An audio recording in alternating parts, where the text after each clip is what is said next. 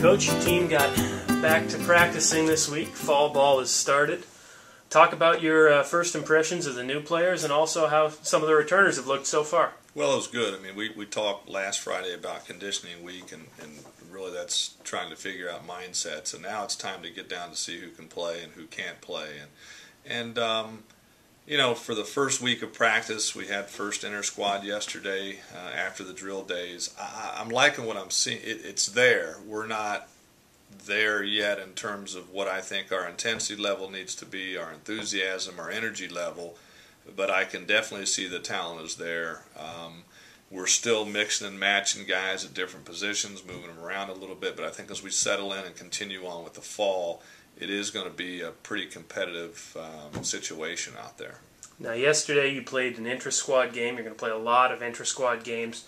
Talk about the decision, why you made that decision for the Hoosiers this fall. Well, you know, we talk about this every year, but, you know, where we are geographically, number one, you know, we want to see what we have and see who can play and who can't play. But number two, geographically, we sit in the north. We have plenty of time when we can go indoors where you can't play games and drill and put in a lot of technique. But so I would say what we're trying to determine is can guys play? And the only way you can see if they can play is you got to play. And so we've got enough pitching this fall that I think we've got 15, 16 pitchers out there where we should be able to inter-squad a lot, have a pretty good handle on the personnel by the middle of October, and then as we wind that down and we start to transition into our indoor, then we can get more into the philosophical stuff that we teach, more of the specific drill stuff by position. But I think we want to take advantage of the weather and play. You mentioned the pitchers. How nice was it when you started practice to see that many pitchers down there, especially after last year? Yeah, it was like it was supposed to be. You know, we've talked about it several times. I mean, we got wiped out on the mound, but you know, not only do we have the numbers, I think we've got some pretty talented kids in that first group. So that was good to see. It makes it more realistic because last fall, I mean, we were forced to do some pretty unique things in terms of playing outside competition just to get looks at our guys in games. But what this is going to do is really allow us to, you know, play and get real looks at all of these guys. One thing that may be a big story in college baseball this year that it's not big time in the public eye, but there are new bat restrictions, and the word is that the bats are not going to be as lively, going to be more like wood. Didn't seem to bother Alex Dickerson. He had a home run anyway yesterday, but talk about how that affects your team. Well, you know, and we had Big Ten meetings a week or so ago, and I heard some of the coaches who had already swung those in their fall practice that they don't perform as well. And so in my mind, man, I'm really getting a little uptight because we build our teams based on power offensively, and we were fortunate enough our Louisville slugger rep being so close ran one of the bats up for us to swing, and they took it back. We didn't get it, so we don't keep it. But it was interesting. It performs differently. But as you said, it didn't bother Dickerson. He hit one out in his first at bat.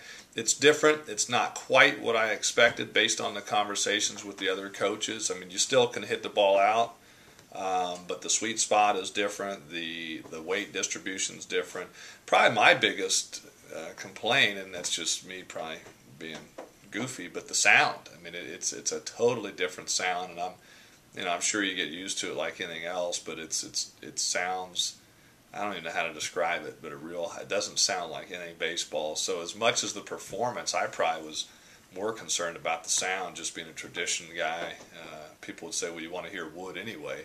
This thing sounds nothing like aluminum sound, or nothing like wood, certainly nothing like even the old aluminum. So it's going to take a little getting used to, but that kicks into effect this season, and we'll be interested to see how that impacts our home run production. One of the nice things about the fall, you get to see some of the guys who've gone on to the professional ranks, some of whom are coming back to finish up their degrees. Talk about how nice it is to see those faces. Well, it's fun because those guys, I mean, part of the reason you come to Indiana, it's a great school. And for some of the guys that are coming back, they're finishing up their degrees, which from my perspective is always good to see, because you talk about education and athletics, and to see those guys come back and they put a value. In some instances, they're starting two weeks behind. And to make that a priority to come back, even given that you have to start behind, the guys are floating back on. But it was fun. I mean, Q Squires stopped in, looks great. Guerra's running around. Fagley, he's all over the campus, and so I'm hoping that the guys will always feel welcome to come back in the off season and hang around, because I want our kids to see those guys and the success that they've had, and kind of the fruits of labor. That if you get it done here, you got a chance to go and do some pretty special things in baseball. But for them to come back and spend their time around the office and around us is meaningful.